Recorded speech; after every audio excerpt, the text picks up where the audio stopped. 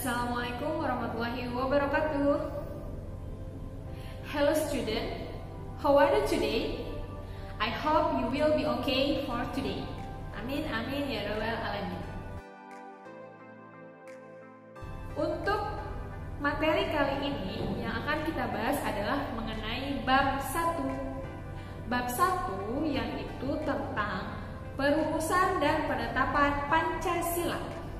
Poin pertama adalah perumusan dan penetapan Pancasila sebagai dasar negara. Yuk kita pelajari apa tujuan pembelajaran kita hari ini. Silakan kalian lihat. Untuk tujuan pertama yaitu kita mensyukuri perumusan dan penetapan Pancasila sebagai dasar negara. Yang kedua, menghargai perumusan dan penetapan Pancasila sebagai dasar negara. Dan yang ketiga, kita mampu menganalisis perumusan dan penetapan Pancasila sebagai dasar negara. Yang keempat, komitmen kebangsaan para pendiri negara dalam perumusan dan penetapan Pancasila. Yang kelima, melaksanakan tanggung jawab atas keputusan bersama dengan semangat konsensus tokoh nasional dalam perumusan Pancasila. Baik, Miss akan berikan penjabaran dan penjelasannya. Kalian simak ya. Berikut ulasannya. Baik, anak-anakku sekalian, kali ini akan dibahas mengenai sejarah perumusan Pancasila sebagai dasar negara. Jepang memulai menguasai wilayah Indonesia setelah Belanda menyerah di Kalijati, Subang, Jawa Barat pada tanggal 8 Maret 1942. Banyak semboyan dikumandangkan oleh Jepang seperti Jepang Pelindung Asia, Jepang Pemimpin Asia, dan Jepang Cahaya Asia. Untuk menarik simpati bangsa kita, kenyataan sejarah menunjukkan bahwa Jepang tidak berbeda dengan Belanda. Maka saat itu wilayah Indonesia menjadi pendudukan Jepang.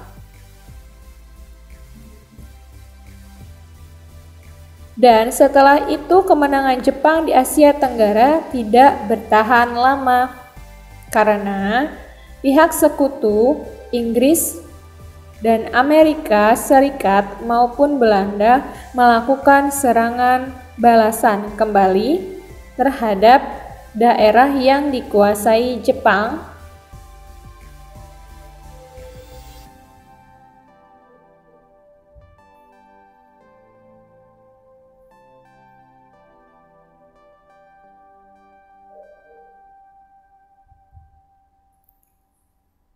Kemenangan Jepang di Asia Tenggara tersebut ditandai dengan peringatan pembangunan Jawa Barat tanggal 1 Maret 1945. Pada saat itu, Jepang mengumumkan pembentukan Badan Penyelidik Usaha-Usaha Persiapan Kemerdekaan Indonesia yang disingkat menjadi BPUPKI.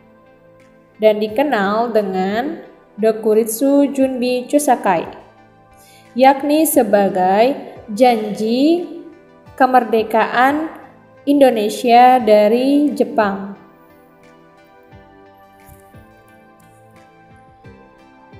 Janji Jepang tersebut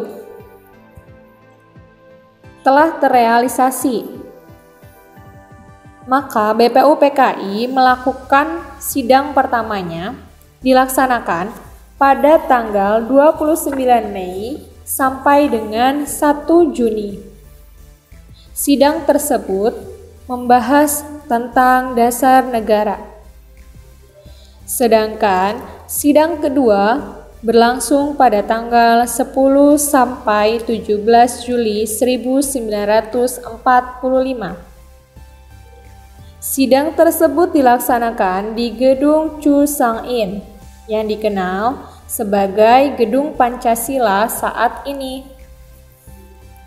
Dan sidang tersebut diketuai oleh Dr. Rajiman Widyodiningrat.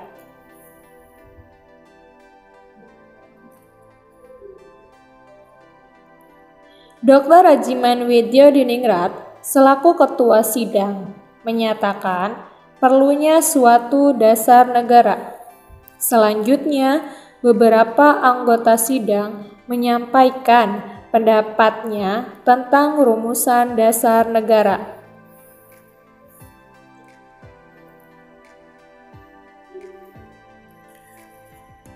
Perumusan dasar negara dimulai oleh sidang pertama BPUPKI yang dikemukakan oleh Muhammad Yamin, Supomo, dan Insinyur Soekarno pada tanggal 29 Mei 1945.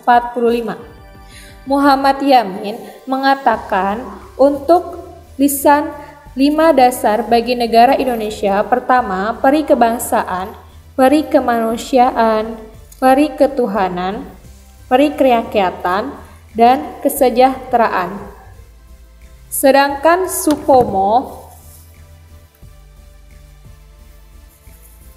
mengataskan untuk dasar negara Indonesia adalah persatuan, kekeluargaan, keseimbangan lahir dan batin, keadilan rakyat, dan musyawarah. Untuk Insinyur Soekarno menyampaikan pidato tentang dasar negara Indonesia merdeka, yaitu dikekal abadi dasarnya adalah Pancasila, yakni rumusan dasar negara tersebut yaitu nasionalisme dan kebangsaan, Indonesia, internasionalisme, mufakat atau demokrasi, kesejahteraan sosial, ketuhanan yang berkebudayaan. Untuk pertemuan kita hari ini, yang dibahas adalah mengenai perumusan dasar negara Indonesia. Untuk pertemuan selanjutnya, kita akan membahas mengenai sidang BPUPKI. Semoga kalian paham. Wassalamualaikum warahmatullahi wabarakatuh.